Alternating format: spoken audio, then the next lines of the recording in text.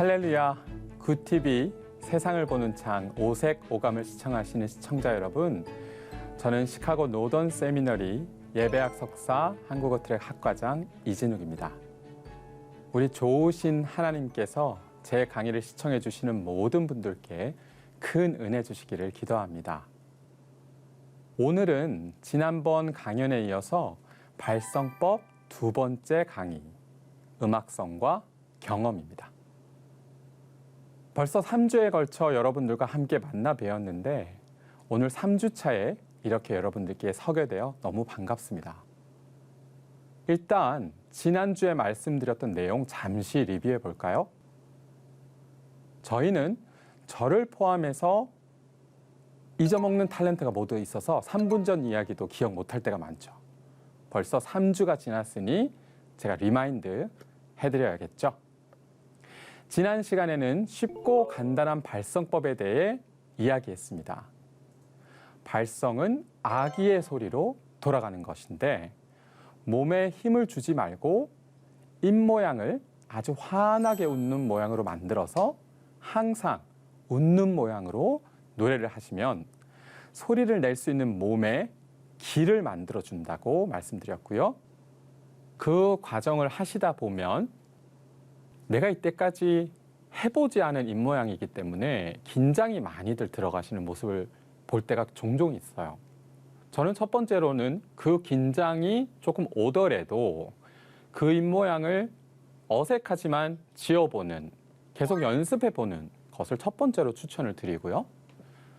결론적으로는 입을 내가 활짝 웃는 것처럼 열었을 때도 몸의 긴장은 풀려야 하는 것입니다. 몸의 긴장을 어떻게 푸느냐? 여러 가지 방법이 있지만 제가 진짜로 많이 사용하고 추천드리는 방법은 관심을 돌리셔야 돼요. 저희가 자꾸 이상하다, 내가 몸에 힘이 자꾸 들어가네, 내가 다리에 힘이 들어가네, 어깨에 힘이 들어가네, 여기에 집중하시다 보면 거기에 더 들어가게 돼 있어요. 그럼 어떻게 빼요? 그러면 내가 관심이 있고 집중하는 분야를 오히려 목 위로 생각을 해보세요. 그러면 그 생각을 더 집중하게 되고 그 집중력이 몸의 긴장을 완화시켜줍니다. 저는 그래서 제가 노래하는 유튜브나 그런 장면들, 노래하는 그런 영상을 보시는 분들 아니면 직접 와서 들으시는 분들이 진짜 배 어디에도 힘을 주는 모습을 못 봤다고 하시는 분들이 굉장히 많아요. 왜냐하면 전 노래할 때 여기에만 집중을 하거든요. 그래서 우리가 어디에 관심을 두고 어디에 집중을 하는지에 따라서 소리가 몸 밖으로 다 나가느냐 아니면 몸에 머물러 있느냐를 결정하는 큰 요소가 될 것 같습니다. 노래는 누구나 할 수 있다, 없다? 네, 있습니다. 어떤 분들은 그럼 선생님 항상 웃는데 발음이 이상하게 되지 않나요? 하시는 분들이 당연히 많으시겠죠? 네, 그렇습니다. 아주 구체적으로 한 분 한 분 고쳐드릴 수 없는 상황이니까요. 그럼 발음은 어떻게 내고 만들어내야 하느냐? 결국 발음은요, 이렇게 입술만으로 하지 않고 모음과 자음을 여기 뒤에서, 그러니까 입모양을 열고 난 이쪽에서 만들어내는 경지에 이르러야 합니다. 그러니 발성법을 배우면서 연습이 필요하겠죠. 고된 연습 없이는 결과는 없다고 하겠습니다. 오늘은 그래서 이 연습, 음악성을 배우고 익히는 것들에 주요 초점을 맞추어서 강의를 하려고 합니다. 이번 강의를 하면서 여러 책이나 블로그 등을 많이 찾아봤고요. 연구를 했는데요. 우리가 이름만 이야기하면 아는 분들의 연습 방법들을 소개해 보겠습니다. 여러분, 비틀즈 모두 아시죠? 영국에서 결성된 전설의 4인조 록밴드입니다. 사실 이 비틀즈도 처음에는 평범한 소리로 음악을 하는 그런 팀이었다고 합니다. 하지만 분량으로 따지면 아주 긴 시간이 되는 노래를 부르고 소리와 음악이 확실히 달라져서 다른 음악을 만들어냈다고 해요. 독일의 함부르크라는 클럽에서 하루에 7시간, 하루도 쉬지 않고 총 1200여 시간을 노래를 했다고 합니다. 그 함부르크 클럽에서 노래를 하면서 단련된 그 연습 시간이 이후에 차별화된 노래 실력으로 만드는 곡마다 히트를 치고 전 세계에서 아주 유명한 가수가 되었다고 합니다. 그렇다면 클래식 음악의 거장으로 한번 넘어가 보겠습니다. 볼프강 아마데우스 모차르트, 모두 다 아시죠? 모차르트는 타고난 천재고 별 노력 없이 필요한 것이 다 가지고 태어났기 때문에 모든 이 천재성을 한순간에 이루었다.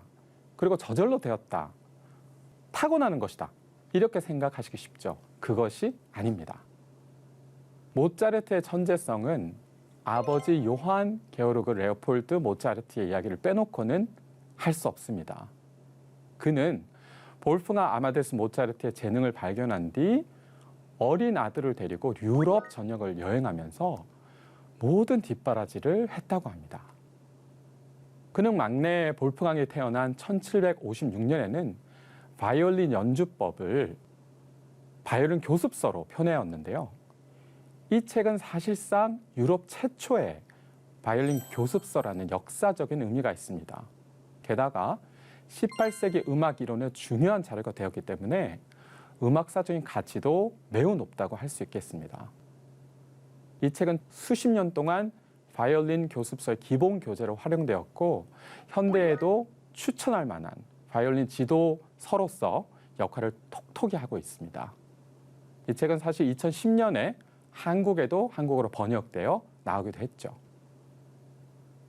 이 아버지는 아들의 비범한 재능을 알아보고 자신이 음악가로서의 커리어를 희생하고 대신 아들의 음악 교육과 출세를 위해 연주 여행을 계획하게 됩니다. 여행을 처음 시작할 때 모차르트는 5살의 꼬마였고요. 3차 여행을 시작할 무렵 어느덧 13살이 되었고 3차 여행에서 그 이후 위대한 오페라 작곡가로 성장할 경험을 얻었습니다. 이 모차르트는 35년의 짧은 생애에도 불구하고 쾌헬 넘버 626편에 이르는 곡을 남겼고요. 초기에 작곡한 곡을 발표할 때 아버지 레오폴드의 작곡 활동이 현저히 줄어들었다는 점을 감안할 때 아버지가 작곡을 가르치고 수정하고 피드백한 것으로 평가되고 있습니다. 이 이야기의 포인트는 모차르트는 아버지 레오폴드와 함께 많은 음악적 경험, 즉 보고, 듣고, 연주하고 등을 한 결과 위대한 세계의 작곡가로 거듭난 것이라 하겠습니다. 우리는 그를 신동이라고 하지만 초기곡, 사실 그의 초기곡들은 평범했고 아버지가 곡을 수정했을 가능성 또한 크고 그 훈련과 가르침을 통해서 평생 많은 곡을 작곡해낸, 즉 엄청 많이 노력했다는 것이죠. 아버지로부터 피드백을 받고 스스로 많은 노력을 통해 천재라는 칭송을 받게 됩니다. 음악적인 재능이 하늘에서 갑자기 떨어지는 것이 아닙니다. 결국 배워야 하고 경험해야 하고 스스로 노력해서 연마하면 누구든지 성장할 수 있습니다. 자, 그렇다면 계속 음악 얘기만 하니까 좀 지겹죠? 그럼 음악이 아닌 미술 쪽으로 관심을 돌려보겠습니다. 미켈란젤로 부오나르티는 이탈리아 출신의 조각가이자 건축가로 뛰어난 업적을 남긴 분입니다. 대표 작품으로는 산 피에트로 성당의 피에타, 다비드, 시스티나 성당의 천장화, 아담의 창조 등이 대표작입니다. 그는 6살 때부터 10살 때까지 석공 기술자의 가족과 함께 글을 읽고 쓰기를 배우기도 전에 망치나 끌 다루는 법을 배우게 됩니다. 스승 조각 명인인 베르토르도 디 조반니에게 사사를 받았고요. 로렌조 메디치가에서 개인 교습을 받았다고 합니다. 17살까지 메디치가의 집에서 살면서 23살이 되어 피에타를 완성하였고요. 피에타에 대해 사람들은 천재라고 하지만 그는 이렇게 말합니다. 내가 거장의 경지에 이르기까지 얼마나 열심히 노력했는지 안다면 대단하게 여기지 않을 것이다 라고 말했다고 합니다. 6살 때부터 시작해서 17살이면 11년을 대가에게 매일 배우고 먹고 자고 훈련하고 연습하고를 반복한 것입니다. 그 자신도 자신이 한 노력에 비하면 아주 당연한 작품이다 할 정도로 노력을 많이 한 것입니다. 자, 그러면 세계적인 피아니스트 얘기를 좀 해보겠습니다. 19세기의 위대한 피아니스트는 프란츠 리스트가 있다면 20세기의 가장 위대한 피아니스트는 호로비츠라고 칭합니다. 그분은 이렇게 말씀하셨다고 합니다. 하루 연습을 빠지면 제가 압니다. 이틀 연습을 빠지면 아내가 압니다. 사흘 연습을 빼먹으면 온 세상이 압니다. 좋은 음악을 만들어내려면 이렇게 연습이 중요하다는 것이겠죠. 이렇게 위대한 음악가도 하루도 빠지지 않고 연습을 했다고 합니다. 사실 저도 성가대와 많은 합창단들을 지휘하고 있지만 성가대처럼 매주 다른 곡으로 예배를 섬긴다는 것이 사실은 굉장히 불가능한 일인데요. 우리가 그렇게 하고 있는 것입니다. 지휘자와 함께하는 연습은 2-3시간에 불과하지만 성가대원분들은 최소 일주일에 5시간 정도의 연습과 훈련이 필요하지 않을까요? 그만큼 연습 없이는 좋은 찬양과 음악이 나올 수 없다는 뜻이겠죠. 독일 출신의 미국 정신분석학자 그리고 자아심리학자 에릭 에릭슨의 연구에 따르면 피아니스트, 체스 선수, 소설가, 운동선수 등 세계적 수준의 전문가는 하루 3시간에서 5시간 정도 연습한다고 합니다. 그 3시간에서 5시간도 자신의 실수를 금세 알아차릴 정도의 집중력이 있는 상태여야 한다는 거고요. 연습을 하는 과정 중에 주목하고 연결하고 설계하고 집중하고 또 실수 이것들을 반복하면서 한계에 도달하고 각성하는 이러한 상태가 계속 반복적으로 이루어져야 된다고 하고요. 이러한 연습 과정은 사실 저희가 느끼는 것은 목표에 도달하는 듯 했다가 조금 못 미치고 또 다시 도달하려고 애쓰는 그런 과정이 연상되기도 합니다. 그 과정을 통해 우리가 생각하는 목표에 지점이 있는데 우리가 잡으려고 하는 것이 지금의 상태보다 살짝 위에 있는 지점입니다. 한마디로 자신의 능력을 살짝 초과하는 편하지만은 않은 그런 목표를 삼을 때 아주 생산적인 목표가 저에게 도달된다는 것이죠. 또한 연습을 하실 때 점화 장치를 찾으셔야 됩니다. 내가 어떤 것을 연습하는데 어떤 것을 생각하며 암시를 한다는 것을 세워야 하신다는 거죠. 예를 들면 악기 연습을 시작하기 전에 악기에 대해서 가졌던 생각들을 좀 더 정리해 보면서 가지시면서 악기 연습에 임하는 것이 연습의 효과가 다르게 나온다는 것입니다. 즉, 무턱대고 반복적인 연습만 하는 것이 아니라 내가 연습을 하는 이유, 어떤 열정을 가지고 목표를 가지고 있는지를 생각하고 연습을 하시라는 것이죠. 이 점화 장치가 우리에게 더 많은 에너지를 공급해 줍니다. 그리고 그 에너지를 이용해서 점점 더 실력이 향상되는 것입니다. 많은 연주자들은 재능 있는 분들에게 재능의 원천이 무엇인지에 대해서 인터뷰합니다. 그럼 그분들은 대부분 열정이라고 대답하죠. 이 점화와 반복이 이루어져서 자신의 스킬들이 향상이 되는 것입니다. 주로 이 점화 장치는 외부로부터 받아서 열정으로 이어집니다. 예를 들면 1998년 박세리 선수의 맥도날드 LPGA 챔피언, 그때 챔피언이 되셨잖아요. 당시 굉장히 대단했죠. 그 후 10년 뒤에 한국 여자 선수들이 LPGA 투어를 점령해 버렸습니다. 3분의 1이 우승컵을 싹쓸이 했고요. 1954년 로저 베니스턴은 세계 최초의 1.6km를 4분 안에 완주하게 되고 4분 안에서는 생물학자나 운동선수들을 불가능한 시간으로 평가를 받았는데요. 몇 주 후 육상 선두 존 랜디도 4분의 장벽을 깼고요. 그 시즌에 몇몇 선수들이 이 장벽을 넘어선 3년 안에 17명의 선수가 기록을 깨면서 20세기 스포츠 역사상 가장 큰 성과가 나타나기도 했습니다. 성공의 물꼬를 트는 돌파구가 한번 뚫리고 나면 인재가 밀고 올라옵니다. 점화가 일어난 것입니다. 골프 선수 크리스티나 킴은 박세리 선수를 본 기억이 나요. 그녀는 금발도 아니고 눈이 파랗지도 않았어요. 우리는 같은 핏줄이죠. 그때 저는 저 사람이 한다면 나라고 왜 못하겠어? 라고 생각했습니다. 점화가 외부로부터 발생된 것입니다.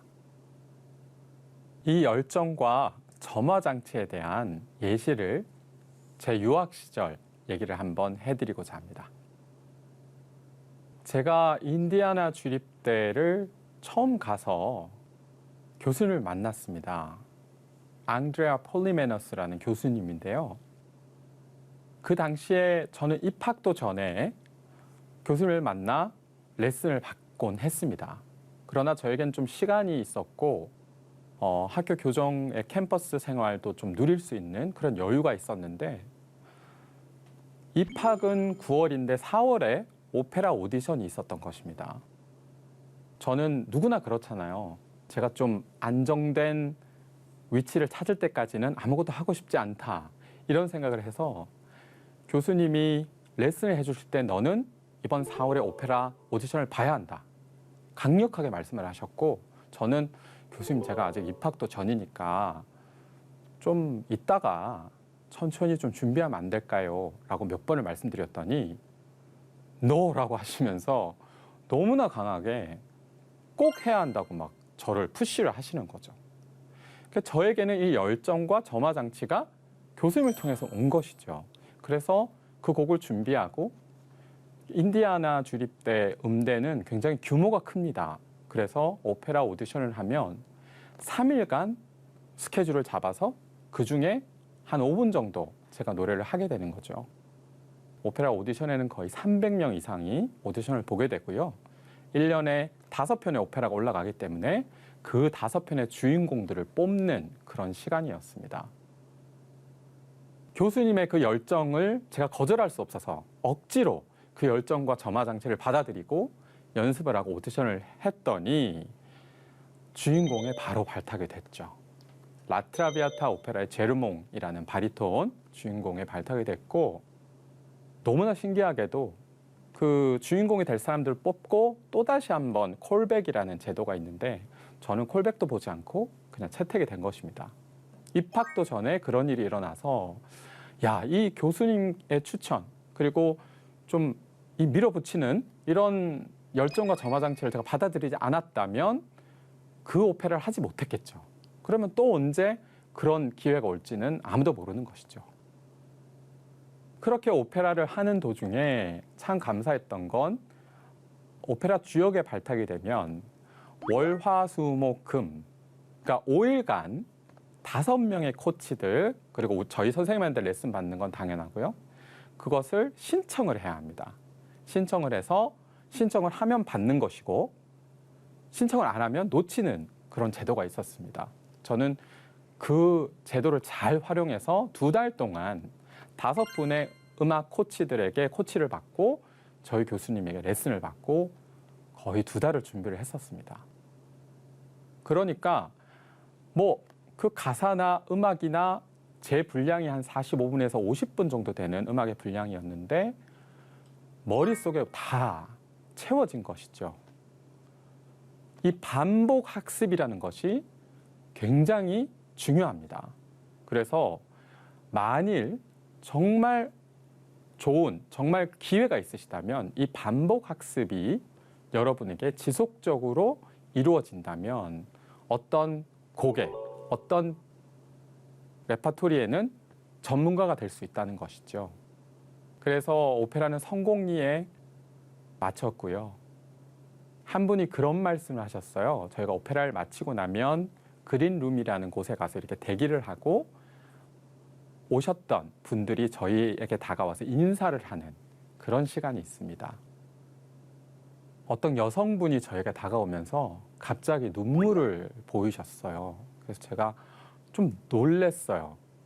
그래서 연주가 어땠냐라고 말씀을 드리니까 너의 음악을 듣는 순간 자기가 왜 눈물을 흘리는지 모르겠지만 제가 가졌던 그런 어떤 좀 힘든 마음들이 그냥 날아가는 것 같은 느낌을 얻었다고 합니다. 저는 그때 결심했죠. 아, 이것이 내가 음악을 하는 이유다. 앞으로도 청중들에게 마음이 열리고 그리고 세상의 짐을 좀 내려놓을 수 있는 음악을 열심히 연습해서 연구해서 나가야겠구나 하는 생각이 들었습니다. 마지막 한 경우를 더 예를 들면 이제 저의 유학 생활은 잘 흘러가고 있었습니다. 석사를 마치고 또 박사를 시작하고 좀 제 생활에 안주하고 있는 그런 느낌? 학위를 잘 마치면 된다. 그런 느낌이 들어서 음악적으로는 내가 왜 나 자신에게 도전을 하지 않을까라는 좀 의문이 생기기 시작했습니다. 주위 친구들을 보고 그리고 대중매체를 보면서 국제 콩쿠르를 한번 나가야겠는데 사실 나가도 되고 안 나가도 되는 것이잖아요.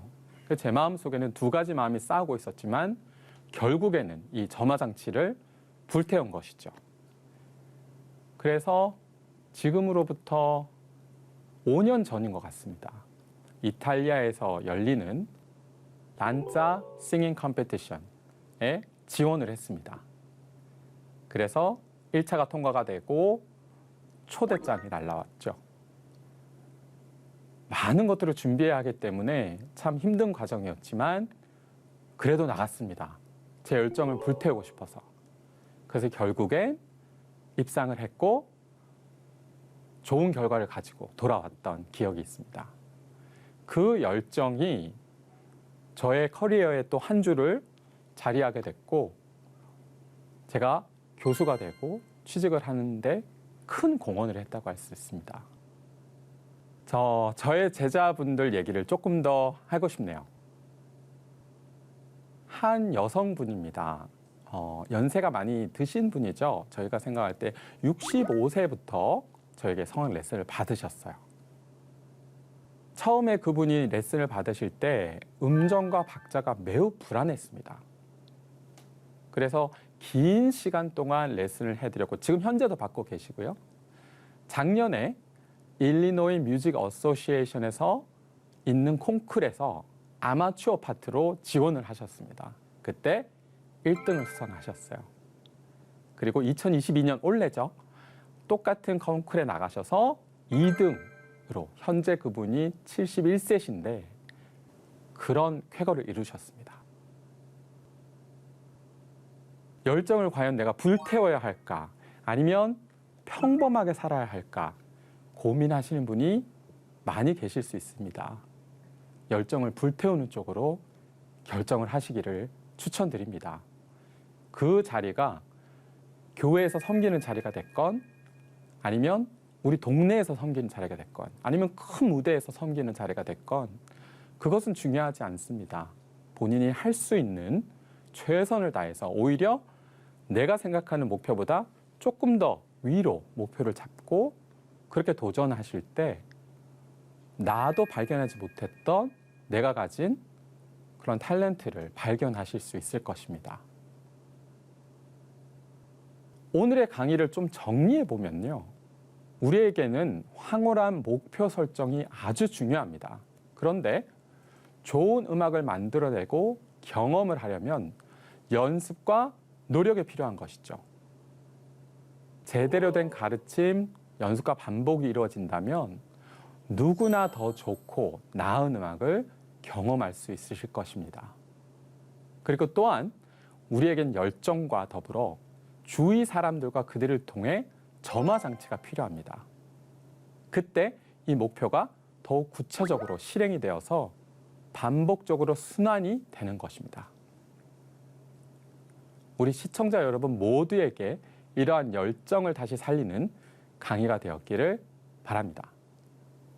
단순히 성가 대원만 되어야겠다라는 작은 목표가 아니라 내가 우리 성가대에서 솔로이스트가 되어야겠다. 조금은 높은 목표를 세우세요. 그때 더욱 열정이 나오게 됩니다. 다음 주는 마지막 강의가 되겠고요. 다음 주 강의의 주제는 찬양의 힘, 음악의 힘 두 번째로 강의를 하려고 합니다. 기승전결 중 결에 해당하죠. 모두 놓치지 말아 주시고요. 모두 감사드리며 다음 주에 뵙겠습니다. 하나님의 말씀으로 세상을 이해하고 바라보는 마음의 창이 여러분 안에 열리기를 소망하며 이 시간 마치겠습니다. 감사합니다.